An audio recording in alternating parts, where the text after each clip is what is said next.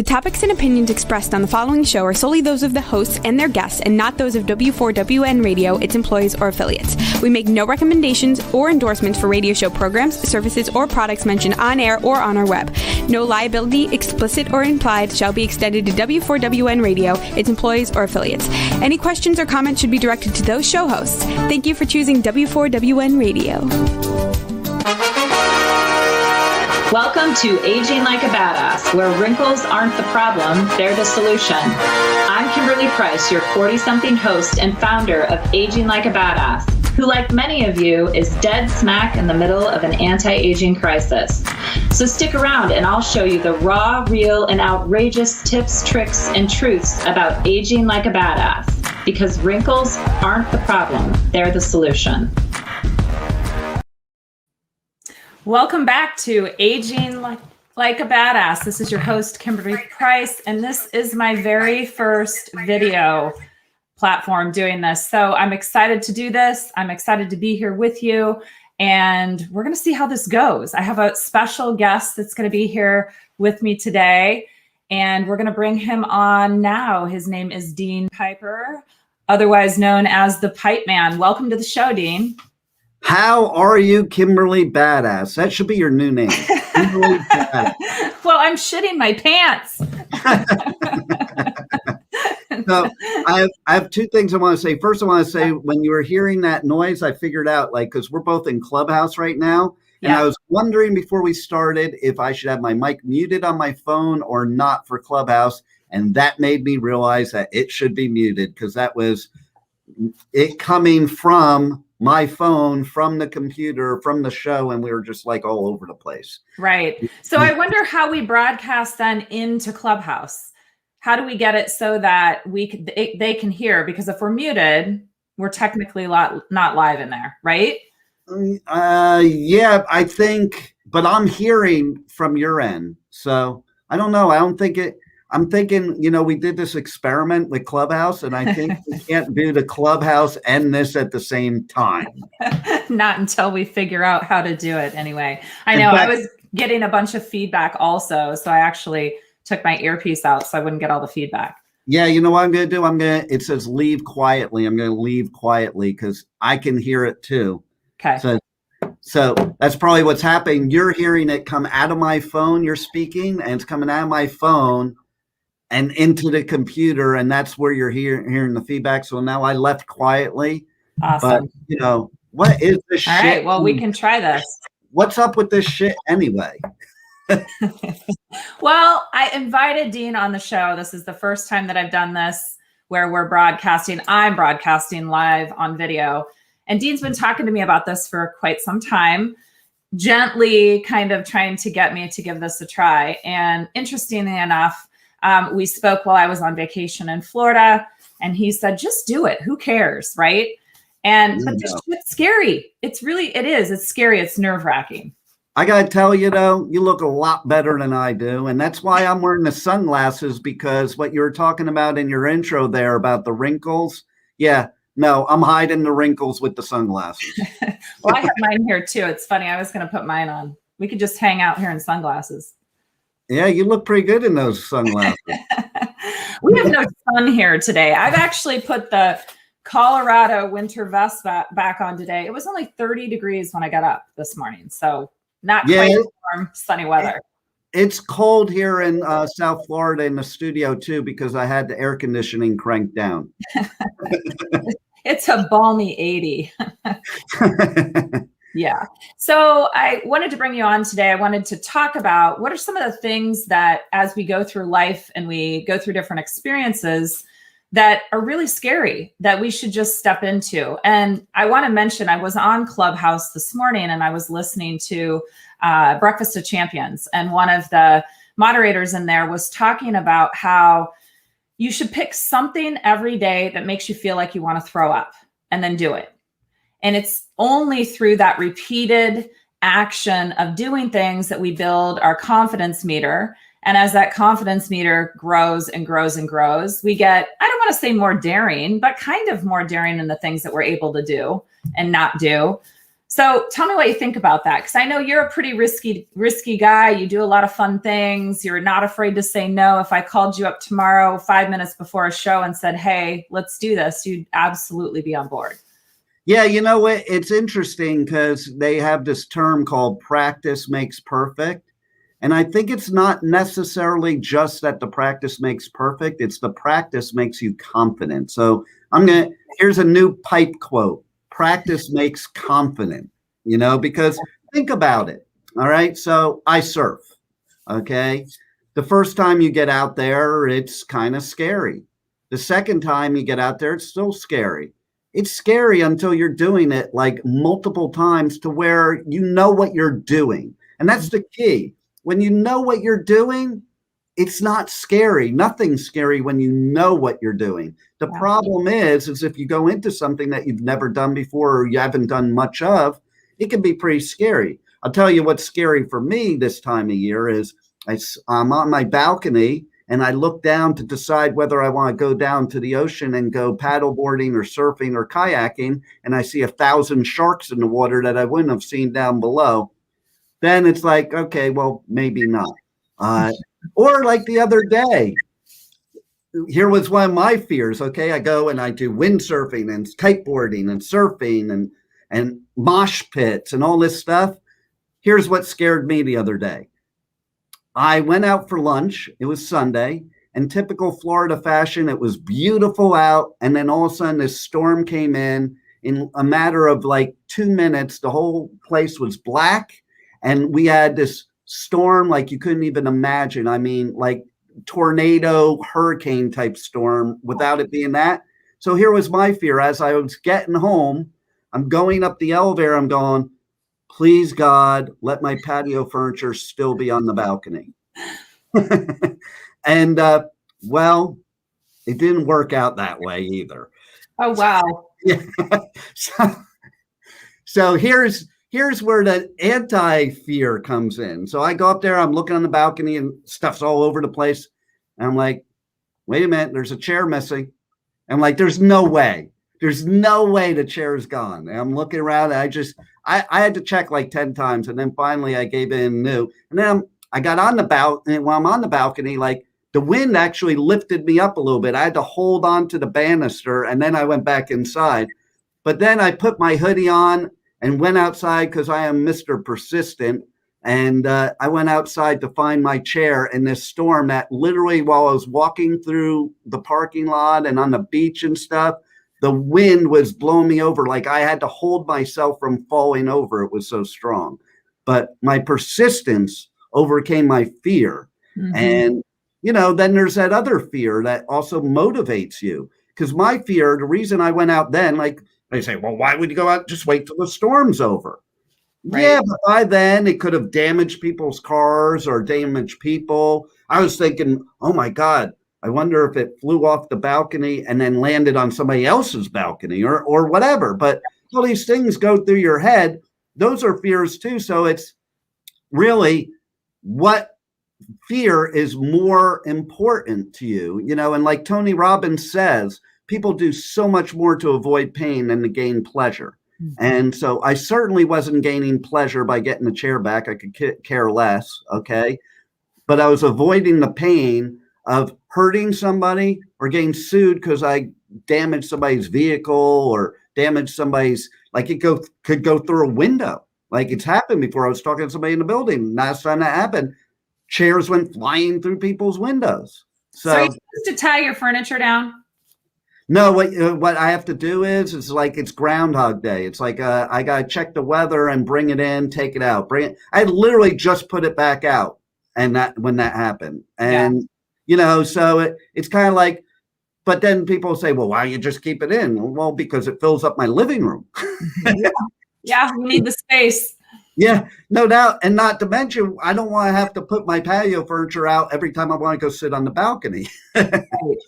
Well, and I love this idea of talking about how fear can be a motivator. And then it becomes, is it motivating you to do what you want to do because you have, an end result in mind?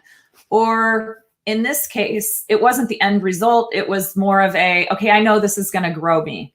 This is going to grow me in some way, which in time we'll grow this and grow that and grow other things. So how do we get the motivation when when it isn't, it's not there in the way that the example you're giving in the story that you have? So today, I mean, I wanted to call you. So we were going to do this last week and our timing didn't work out and there was a little bit of confusion. And to be honest, I was so relieved. I was like, yes. See, there's the difference between people. You were so relieved and I felt so horrible because like I've never done that before, you know, and it's like I felt horrific. So here's another little clue. Okay. So in interacting with people and communicating, maybe had I known that you were relieved, it would have made me feel better. Yeah. But I even right till today, I was feeling horrible. That's why I called you at 11:11. And I called you up. And I'm like, make a wish. 11:11 my time.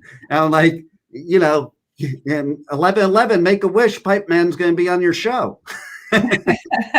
Hopefully you show up. Yeah, exactly. Well, there's that other fear. Okay. This is what happens to people. So since that happened last week, you as a normal human being are going to have the fear today. Is it going to happen again?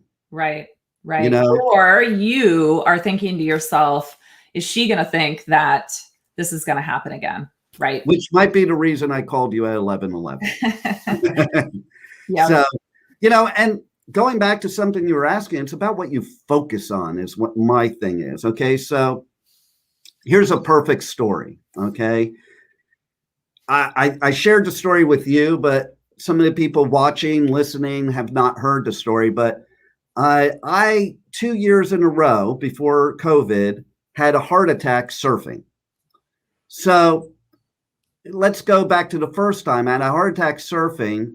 A year later, I get released. You know, you're good, you know, because it takes a year. You have to recover.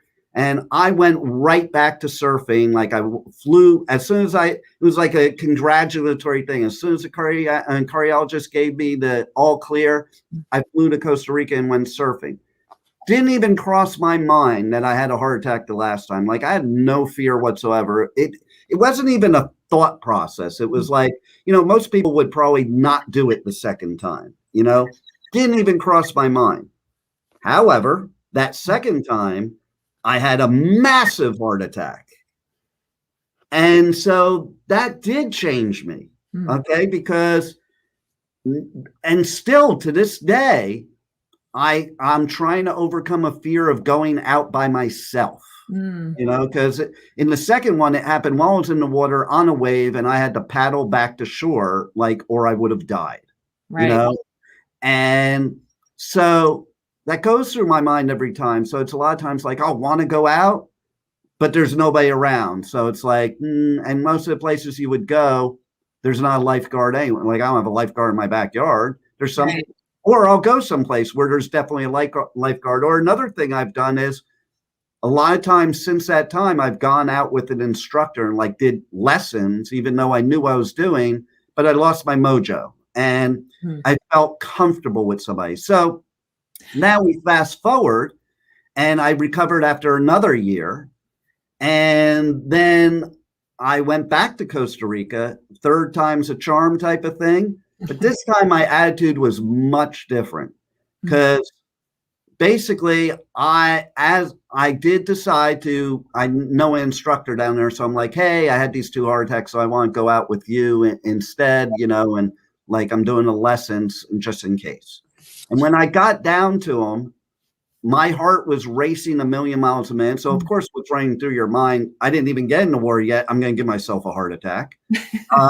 Second of all, I was going to chicken out, totally chicken out. And I told them flat out, like, so I am the type of person that I will do something like that won't let you chicken out. That's another thing, you know, get your people that won't let you chicken out. Okay. And so that's what I did. And I'm like, yeah, I think I'm going to chicken out and blah, blah, blah, blah. He goes, and he brings over this guy who's going to take me out, who's also a yogi. And the yogi, we went down to the water. He's like, don't worry about it. I'll take care of you. It'll be all right, blah, blah, blah. And we're down at the ocean. He can tell my breathing was off. My heart was racing. And he just did some mental yogi stuff on me. And it's like, he's like, relax. It's okay. You're a surfer. And he started programming this in my head. You're a surfer. And he was telling me how to breathe, instructing me how to breathe and, in yoga fashion. And I calmed down immediately. I went out, I surfed. I didn't get a heart attack. I didn't die. And then I came back here to get locked down for COVID. And haven't got to go back yet. But here we go. Okay. Another thing of fear. My brother and sister-in-law, who I usually meet there, and my nephews were there. Okay. And they went and they invited me. And I was like, I haven't been on a plane yet. Yep. I was against that. I was like, and then my sister-in-law, and they were very careful. My sister-in-law is like, the safest place is on plane because they, did all these upgrades and the air. Yeah, but like what? Because I'm here in South Florida where people are idiots and they take their mask off to cough or they cut holes in their mask so they can breathe. So I'm thinking I'm going to sit next to somebody on a plane and they're just going to cough in my face because people don't even cover their mouth. I've actually been in restaurants where people go to the bathroom and they're still not washing their hands. I just, like the title, what the hell is this shit? Right. You don't even need COVID. Wash your hands. You just went to the bathroom. But so that's that's more my fear. It's people like that. So then the other thing was, my other fear was getting back to the United States for a couple of reasons. Okay. So one is, since we have a new president, we have restrictions that now we can go everywhere, but we can't necessarily come back so easily. It's a major ordeal. And part of it was the fear of not being able to come back. The other was it's a real pain in the behind. So now it doesn't make it fun. But my fear was, okay, so where I go is a very isolated area. So God forbid, after having a heart attack the year before, God forbid something happens, and we're in COVID time, so things are different. Like, so it wouldn't be as easy for an American to get treatment like I did last time. Yeah. And you're considered higher risk too with a heart condition. Yeah. Exactly. And then the fact that, hey, I can't, I'm going to be stuck there, and all these things going through your head. So I did what I never do. Okay. And I didn't go. Like before COVID, it wouldn't have even been a thought. My brother would, contacted me. I'm like, I'm there. No, I'm like that. And so I kind of use them as my guinea pigs too. Okay. See how it went. It's interesting that you talk about that though in travel, because I've been experiencing the same thing. I've never had an issue with travel. I've always loved to go anywhere. I mean, Costa Rica is one of my favorite places too. And the conversation in our house, we've been on a plane multiple times here in the United States. But right now, we have decided that we're not going to go outside the country because we just don't know what that's going to look like in getting home. And we don't want to not be able to come home for whatever reason. And you don't know how they treat things. Okay. Right. So that's another problem. Right. So you're absolutely correct. And then, so here's the thing. I have always been a believer in, I hate people that worry, and fear is worry. Okay. And people spend more time worrying about things that may or may not ever happen. They waste so much time and miss so much in life. That's why I do all the things I do, because I don't want to miss anything in life. And so I missed this Costa Rica trip because of worry and fear, okay, which goes against my belief system. They were the guinea pigs, and they gave me a blow by blow the whole time. And actually, better off there than in South Florida, I can tell you, because where we go, there's no cases of COVID. People are not stupid there. And then I said, well, my big test is you coming back to the United States. And it was a breeze. They came back, no problems. It was easy, everything. So now here's the other example for people. Now I am going to book my flight probably for mid-May or June to get it in there and do it, because now I had my guinea pig test. But think about it this way. If I didn't have the fear, if I didn't have to worry, I would already be back from the trip and it would have been amazing. We should do another one of these when you're in Costa Rica out on your surfboard in the water. It might be kind of hard on the surfboard in the water. You can go to an area where you don't have all the waves. Well, the point is, your surfboard. Yeah, it'd be kind of hard to put the phone or the computer on the board. We could do it from a phone. We'll put it in a floating waterproof, I don't know. Or I can hang out with the howler monkeys and do a show with you with the howler monkeys. That'd be cool. I loved how you said that sometimes you just need those people to support you, almost like the people that are going to push you to do what you want to do. Because that's so true. There's so many things in life that you need that extra pull or that extra push to get you, and you've been doing that. You haven't been mean about it. You haven't said you're going to do this, but you've been that constant, Kim, you can do this. Knock it off. Just get on there and try it. Just, this isn't a big deal. You've been that person. And sometimes we need that to get us to try things that we're afraid to try. No doubt about it. It's just like the same philosophy from Think and Grow Rich that I firmly believe in, that when you set a goal, you need to tell the person that wants to see you fail most of all, because that motivates you. Because again, the Tony Robbins philosophy, you do more to avoid pain than to gain pleasure. Right. So when you make that public commitment to somebody who wants to see you fail, you're more worried about failing so that they win than you are about the fear that you have of actually doing it. Yeah. And I think disappointment too, even if it's not the person that wants to see you fail the most, you just put it out into the universe, people watching, and we can have the attitude of who cares what people think, but that's not how the psyche works. When we put things out there, we want to make sure that we follow through with what we've committed to. So that's important too. Yeah. And here's an interesting thing about fear that I've come up with lately. So you have all these people, without getting into the whole political aspect of it, but you have all these people that are talking in one group talking about the other group that they live in fear. Mm. And I look at it as both groups are living in fear. Okay. If you're going to think of it that way, because if you're mocking them for doing certain things because they have a fear of getting the virus, or they have the fear of, like me, my fear is not me getting the virus. My fear is me giving it to somebody else and they die because I was an idiot. Okay. That's my fear. Okay. But the other side, well, if you're believing in these conspiracy theories, isn't that fear? If you're fearful of your rights getting taken away, isn't that fear? If you're fearful of freedom getting taken away, isn't that fear? So my point is not who's right or wrong. Both sides have fear, just for different reasons. Yeah. Yeah. And some of that is, it's just things are out of our control. And so when things are out of our control and we don't know what the outcome is going to be, that's where it comes from. It comes from the unknown, the, things that aren't predictable. Yeah. Uncertainty, which the whole last year was an entire year of uncertainty and stress levels and depression and fear, and all of those, negative emotions were higher than they've ever been collectively, because we were all, experiencing different levels of that together. Well, it's interesting.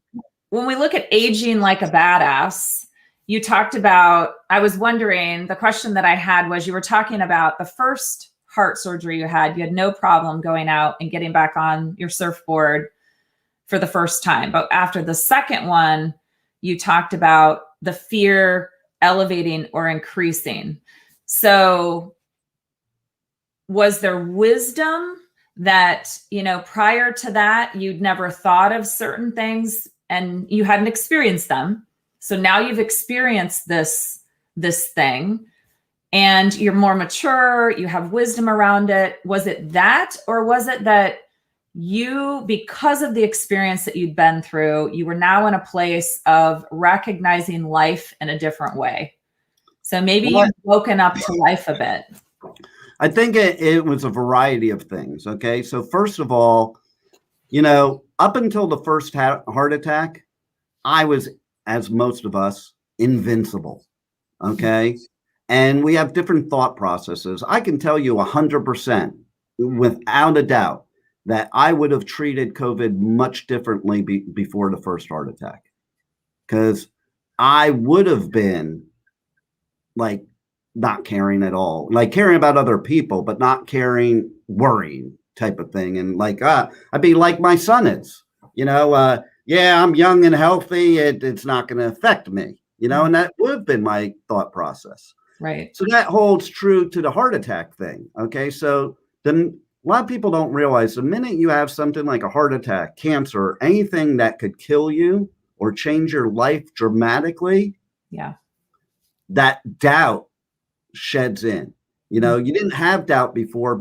And so now, even as a perfect example, before heart attacks, you would get certain pains. Maybe it's chest pain from acid reflux or indigestion, or you get pain in your tricep and it's like, oh, you just pulled a muscle. Mm-hmm. Now you start to think, that's a perfect example, because the first heart attack was definitely different than the second one. The first one was an hour after surfing. I got out of the shower and I had this slight pain in my tricep. Well, I was in Hawaii. The water's rough and you got to paddle real hard. So pre-heart attack me was like, I must have pulled a muscle or something. Right. Post-heart attack me, every time that happens now, is, did I pull a muscle or am I having a heart attack? Mm. Like now it could be two options, whereas before it was just one. The other thing is, the second heart attack, a couple things. Number one, now it was 2 years in a row. Okay. So it's like, it wasn't a fluke. Mm-hmm. The first time was a fluke. Yeah. The second time, it's not a fluke. Okay. And not only that, the second one was a massive heart attack that I was in so much pain, but that I was hoping to die. Like when I was waiting for the ambulance, like I was done. I was sitting there waiting for the ambulance for, I think it was like 45 minutes in severe, and I have a high tolerance to pain. Okay. I'm somebody that gets a migraine headache and you wouldn't even know I had one. Okay. And other people would be incapacitated. It was that much pain. And I was just like, I'm done. And like, just let me die. Okay. That forges in your memory, because the first one didn't forge as much because it wasn't like such a big deal. I didn't really have much pain. I just had discomfort and that's about it. This one, like, I don't want to go through that again. And I do remember when I was on it's funny. Okay. So when I went out, I actually realized after the fact that I was having a heart attack for about 3 or 4 waves before the massive hit. And again, I was like, no big deal, because I started feeling from my neck down to my arm this tingly, weird feeling. I thought maybe. You kept surfing? Huh? You kept surfing at that point? Yep, because I thought I was just tired. Because I've been paddling, so I thought I was just tired. I was thinking it was a normal pain. How many of us go, oh, it's just a normal pain? There is no such thing as a normal pain, but that's what we think. Okay. And so basically, I surfed a few more, waves. And then the one that hit me that I knew, like, that was the one where you see on TV and the dramatic. And I remember very clearly, I don't remember much. I just remember clearly saying to myself, and this is the fear, oh no, not again. That was exactly what I said to myself. That's fear right there, to not again. So because of all that, that's why the third time there's fear now, because it wasn't a fluke. Yeah. The second time was so excruciating that I don't want to experience that again. Like, I could experience the first time again, no problem. Second time, I don't want to ever experience again. And the fact that you just realize that it can happen at any time now. Like, it wasn't just a one-time occurrence. So it's kind of interesting how our mentalities, and the strongest of people, because I am one of those people, still sometimes our subconscious rules over us, and for good reason. Okay. Because, like, if I didn't have here's where fear is good. Okay. We need fear sometimes because otherwise we do stupid crap. Okay. Think back to when we were a teenager. We did Get on all this your stuff without surfboard and fear. stay on your surfboard while you're having a heart attack. Exactly. You know, there were good waves, you know, and think back to I think back to when I was a teenager, and there are so many things that happened or I did that would either ended up dead or in prison for a long time because you're stupid as a teenager and you don't think of things and you don't fear anything, you know? And so I think when we get older, you know, we realize that we pay a price for these things. So again, avoid pain or gain pleasure. These things that happen to us. So now my thing now with surfing is I want to avoid that pain that I experienced that second time around, not the first time, but the second time. And maybe I won't be so, and what you think is maybe I won't be so lucky the third time and be living, you know, maybe I won't be living. Perfect example is I was watching Dirty Dancing the other day. That's my favorite movie, by the way. How about that I brought that up? There we go. Well, it's kind of scary to think that he was 4 years older than I am now when he died, Patrick Swayze. Yeah.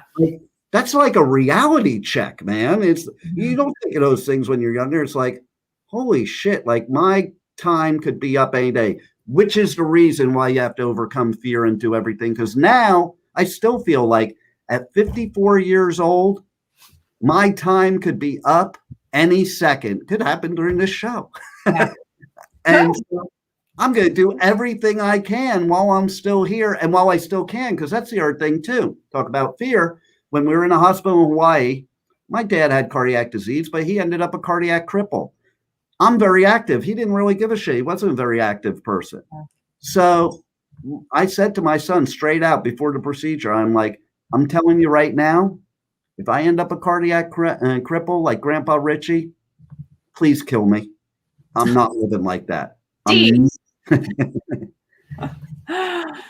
get that though. I understand what you're saying. And utilizing, I do think that with age, and definitely, you know, I've experienced the same thing with my cancer diagnosis, an ache or a pain, you know, 12 years ago, it was an ache or a pain. And I'm not old enough. I don't think any of us really get to a point where we say we're old enough to have cancer in our life. And I think a lot of us believe, you know, that, gosh, I hope that I'm one of the lucky ones that doesn't get it. We don't walk around, most of us don't walk around in fear of getting cancer. Hopefully we don't. I think there probably are people that do, but for the most part, we don't. Once you've had it, it's really hard. Like you said, you get a cold that lasts a little longer. I get an ache somewhere, you know, in my back that it's definitely not age. I immediately go to, it's got to be cancer. It's got to be a recurrence. And it's gotten better over time. I mean, I was diagnosed in 2009, finished treatment in 10. So it's been long enough now that I don't immediately, my mind doesn't go there. But at some point, if I don't or can't resolve whatever's happening, that absolutely is there in some way. Well, you know, what's funny about what you said, when you sit there and say to yourself, it's not age, because I still do that now. Like anything pains I have, I attribute it to the cardiac thing instead of the fact that maybe, and we have no way of knowing because we can't go back, do it without the heart attack or without the cancer. Okay. Right. So you and I have no way of knowing that. Is it age or is it that, you know, whereas if I'm not going to blame it on age, I'm going to blame it on cancer. Yeah, me too. I'm going to be 95 and feel as good in many ways as I do today.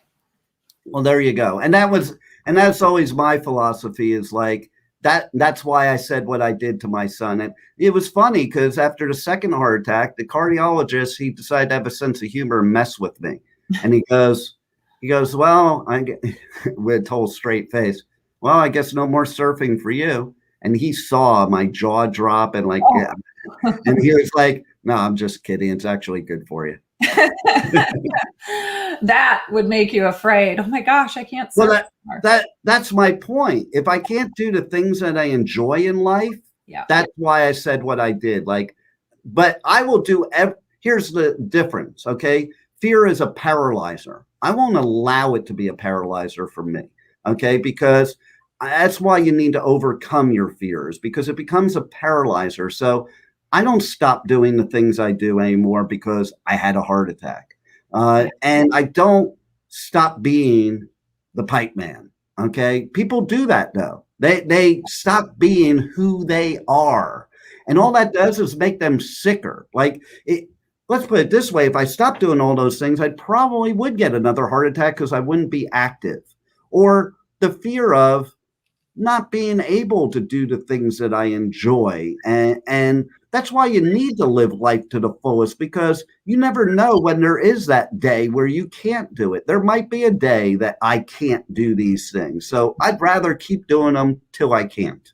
Well, and that's one of the things, as I've worked with cancer survivors over the years, and I have one of the companies that I have is called Be a Thriver. And it's not just for cancer survivors. I mean, it's really for anybody. But the whole concept behind that is I had a choice the day that I was diagnosed. I was either going to basically lose my life mentally and possibly physically, or I was going to make the choice to walk out the door and rock the rest of my life, whether it was 5 minutes or 50 years. Right. So I work a lot with the mindset of, cancer survivors, and you have to make the best of every day, regardless of the outcome you've been told you possibly could have. I have a treatable, not curable cancer.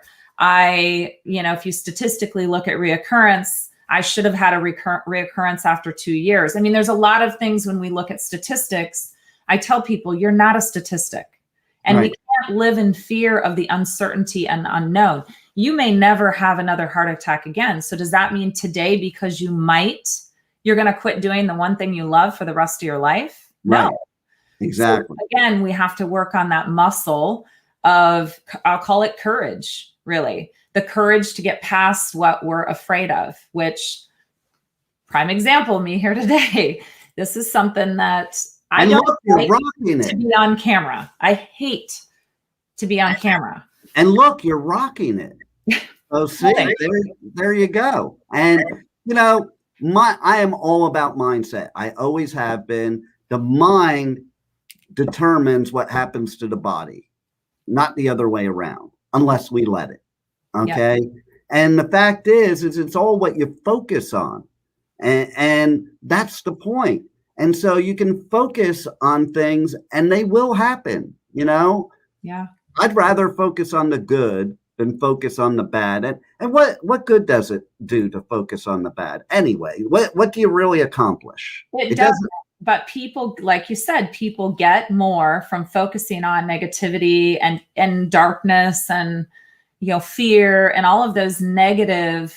It's easier. It's easier. But what's interesting, it's not. When you look at the energy that it takes to be negative, it actually takes you more energy to be in that space of being afraid and being negative and, all of those things than it does to love, to be positive, to do good things, which is weird because it's counter what it feels like. It feels like it takes me more effort to look at somebody I don't like and love them than it does for me to hate them. I would tell you that it was harder for me to love them than to hate them. But the reality of it is the energy, it doesn't, I don't know. Do you get what you're so right? You're 1,000,000% right. And to even prove it with some science, it literally, scientific fact, takes 64 muscles to frown and only 12 to smile. So why the frick are we always frowning? That's hard work. Unless you're a gym rat, stop frowning. Well, I'll tell you, I don't smile as much right now because I have braces, and it's not because I care that anybody sees the braces. It's where my lips hit on my braces. It's not comfortable to smile.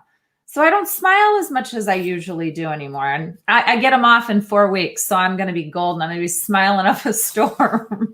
Well, yes. And make sure you make it through that 4 weeks, because I had braces and I was getting them off in a month I was like 17. did a stage dive and knocked out my teeth. The braces were still there. They were really good braces. They were still there, but my teeth were gone.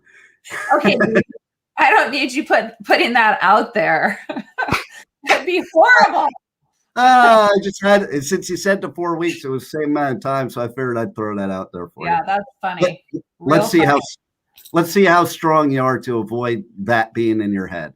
That's right. That's right. I don't think that's something I'm going to sit around and worry much about. But see, that's a perfect example, though, because that's what happens to us in life. People do stuff like that and plant stuff in our head that we didn't even think before. And that's a lot of time, that's where fear comes from. Because look at little babies. They don't really fear anything. Fear is taught. Yeah. Yeah, it is. So, whether it's through the experiences that we have or through what people tell us or what we see or what we watch. Yeah, absolutely. Yeah. And there's so many stories I could tell in that same regard. And it just, it's just the way it happens. We have things planted in our mind throughout our life that we don't even know have been planted in our mind. Yeah. So where are we going to take Aging Like a Badass? Where am I going to take Aging Like a Badass after this? Tomorrow. I would say the moon, but that's not even a big deal anymore. We got to take it to Mars. To Mars. That's right. That's right. There you go. Well, I've had a lot of fun interviews over the years with people, just really incredible people that have amazing stories of, and I think the title is always, it's interesting. I think it draws people into, what's she talking about? Is she talking about Botox and wrinkles? Is she talking about, what is aging like a badass? What does that mean? You can really go any direction with it. It's your outlook on life. It's how you view things. It's how you live. It's all of it. It's all of it. And there's I love the name. Stories. Yeah. So exciting stuff. There's a lot of, and I love humans. I love, the stories behind, and that's one of the cool things about being a, podcaster and getting to interview different people and just dive into what makes them who they are and what are they doing in the world and how are they doing it. So there you go. And I just like to watch myself on camera. I could just well, I like watching you on camera, so that's all that matters. See, it doesn't matter what you see; it matters what we all, the rest of us, see. And So I want to tell you this quick tip because I know we're getting close to the end of the show. I was in Clubhouse, and I know you were talking about somebody today that you had just heard talk about, creating your own platform in different areas. Don't just go into the spaces that other people control your platform. But I've met a lot of really neat people in there. There's a lot of great advice in there just to get in there and listen and participate if, you haven't been able to do that yet. But one of the things that was suggested for those people that have difficulty with thinking about whether, even if it's not that you're on camera, you're doing a podcast or speaking. For example, in Clubhouse, we don't see each other. We're behind a phone, but even that fear of getting onto the stage and asking a question of all of these people who literally have thousands and thousands of followers, that the first time I did it, my voice was shaking, which is weird because I didn't feel like I was going to be afraid. But once I got into the situation, I was, you could hear my voice like shaking and my heart rate was up and it was crazy. But one of the guys suggested putting something above your camera or even on your phone, something to look at. Oh, yeah. You pretend to look at it. And so he said Gumby. Do you remember Gumby? Well, what's funny is I had a car that was a green color that my kids used to make fun of me and call it Gumby. Oh, really? That's funny. So I got Gumby and his horse. So I have his horse on my light, and I haven't taken Gumby out of the package yet. We haven't done that yet. So, well, I think that's kind of cool. What's interesting about that is, as a speaker, one of the things I've taught people that I learned years and years ago, like they tell you all these stupid things that don't work, like imagine people in their underwear. That doesn't work. That's stupid. But a good thing is when you're speaking to a crowd, now different than when you're on like Clubhouse, but if you're doing an actual seminar, you look at people right here. right in between the eyes, right there. And the reason being is everybody you're looking at thinks you're looking at them, but you're not looking into their eyes, so that their eyes can't affect how you feel, because that happens. You look people in the eyes and their eye expression could change you, and disrupt you and things like that. So it's kind of the same philosophy. And yes, absolutely, there should be something there. That's one of the mistakes I make on video is, we're so trained to look people in the eyes when we're talking to them. Mm-hmm. So a lot of times when I'm doing video, and I'm doing it now, I'm looking in your eyes, mm-hmm. which means I'm not looking into the camera. Yeah. So what does it look like when I'm looking at you? Does it look like I'm looking into your eyes? It looks like you're looking directly at me. Yeah. Okay. It's interesting because the way you put the camera and some of that is, it's tricky too, just figuring out where exactly to. The sunglasses help too, because without the sunglasses, I can see you very clearly. With the sunglasses on, it's like a blur. So again, I'm not focusing on your facial expressions, your eye movements, or any of that.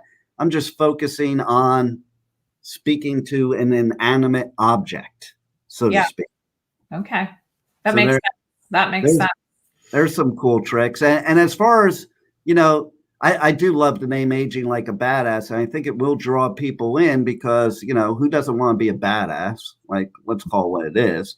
But, the other thing is too, you said, where are we going to take it? And I joked about the Mars, but the funny thing is the interview I did right before this was a band that named their band name after the Mars Pathfinder.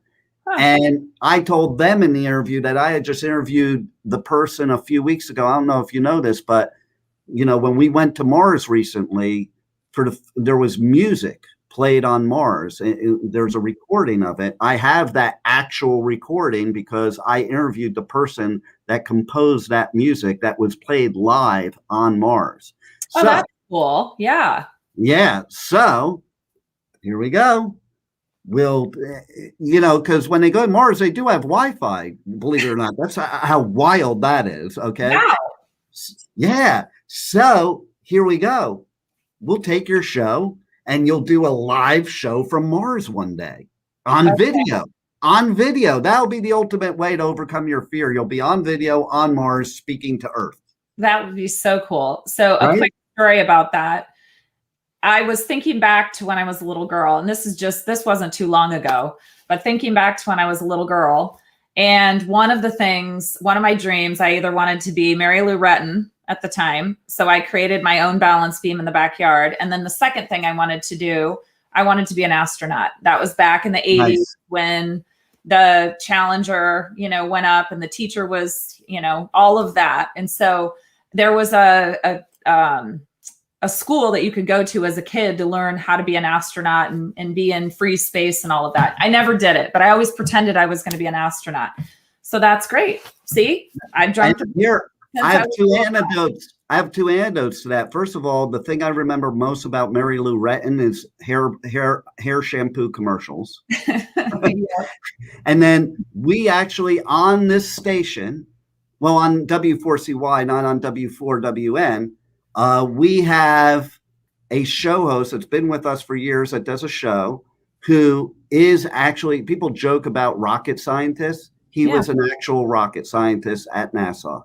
Ooh, that'd be cool. Right? That'd be very cool. All right. So I'll have to ask him to be on this show so we can. There you go. That'd be very cool. There you go. Dean, I really appreciate you. Dean the Pipe Man, appreciate you being here today on Aging Like a Badass. Thank you to all the listeners for being with us here today. We're here every Thursday at 1 p.m. Eastern time. And I think now that I've done this and I feel a little more comfortable in it, you might be back and see us every Thursday or see me every Thursday on Aging Like a Badass. So have a wonderful week and we'll see you again next week at 1 p.m. Eastern. This is Kimberly Price, your 40-something host of Aging Like a Badass. See you every Thursday at 1 p.m. Eastern Time on W4WN Radio as we come together to break the rules, ignore the critics, and age like a badass.